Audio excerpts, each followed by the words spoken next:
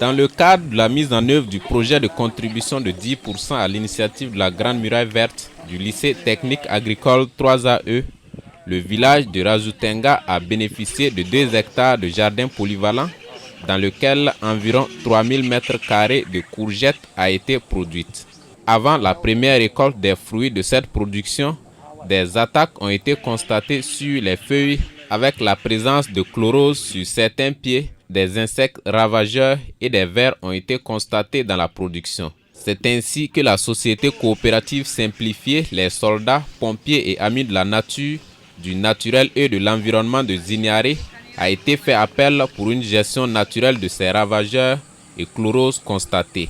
En effet, dans sa composante recherche, développement, promotion et vulgarisation des bonnes pratiques de gestion naturelle, de la fertilité des sols dans la production naturelle des végétaux, des produits biopesticides et biofertilisants y afférents ont été produits sous la supervision technique du directeur provincial de l'environnement pour la gestion des ravageurs et des chloroses observées dans ce jardin polyvalent de Razoutenga. On apprête à pulvériser un produit biologique fait à base de la poudre de graines de Nîmes avec de l'eau qu'on a pu séjourner pendant quelques jours pour traiter les insectes qui se posent sur les maraîchicultures. On va prélever 10 litres du produit.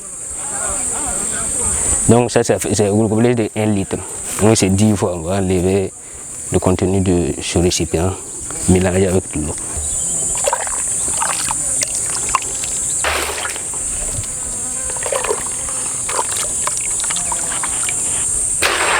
Ces chenilles et insectes volants ont un impact considérable sur la production, à en croire Salfou Ouedraogo, en ce sens qu'ils s'attaquent aux feuilles qui sont le centre opérationnel de toutes les actions physiologiques des végétaux via la photosynthèse. Effectivement, ils ont un impact parce que c'est la feuille qui assure en tout cas la base nutritive d'une plante.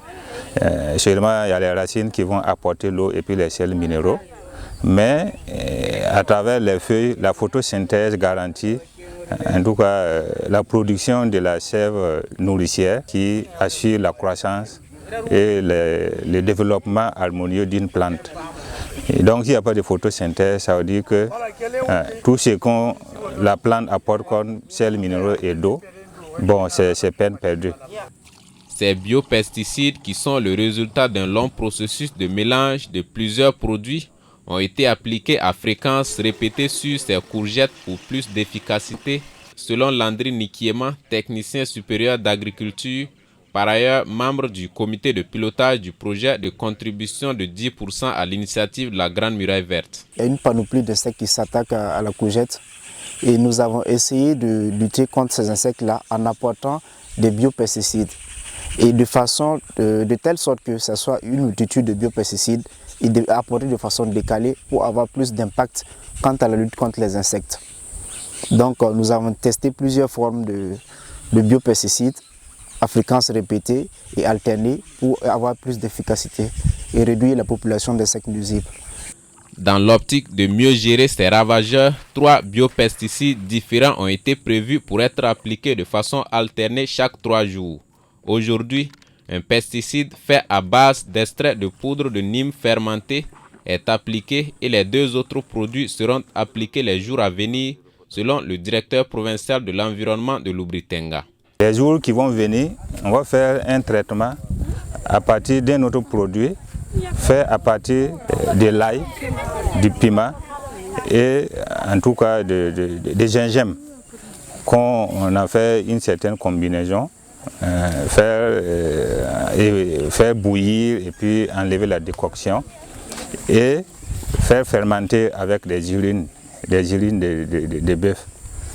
Et le 3e traitement, c'est effectivement un autre produit fait à base de savon Citec, mélangé avec de l'oignon, de l'ail, du piment. Donc il faut traiter avec 3 produits différents. C'est pour que en tout cas, les ravageurs ne s'adaptent pas aux produits qu'on va utiliser. Si on utilise un seul produit régulièrement, les ravageurs vont s'adapter et au fur et à mesure que vous appliquez, ça devient inefficace. pour suivre les productions et repérer la moindre menace, une élève stagiaire du lycée technique agricole 3AE a été affectée pour son stage de bac professionnel. Nous avons affecté des étudiants pour suivre bout à bout l'évolution de la culture et en faire des observations quant à l'évolution. Et nous avons même mis des pièges pour insecter et collecter les différents types d'insectes que l'on retrouve ici, ainsi de voir comment on peut lutter contre ces insectes-là. Donc il y a des stagiaires affectés à ce lieu qui suivent de bout en bout la production, ainsi que le rendement. Et à la longue, nous essayons de comparer le rendement naturel et la production chimique. Donc nous allons comparer la production conventionnelle et la production naturelle pour voir un peu le rendement et si au bout, voir quelle mesures adoptées pour rehausser le rendement même de cette production naturelle. Car cela ne tienne, en matière de production biologique, le suivi des pratiques et gestes doit être rigoureux de l'avis du directeur provincial de l'environnement de l'Oubri-Tenga.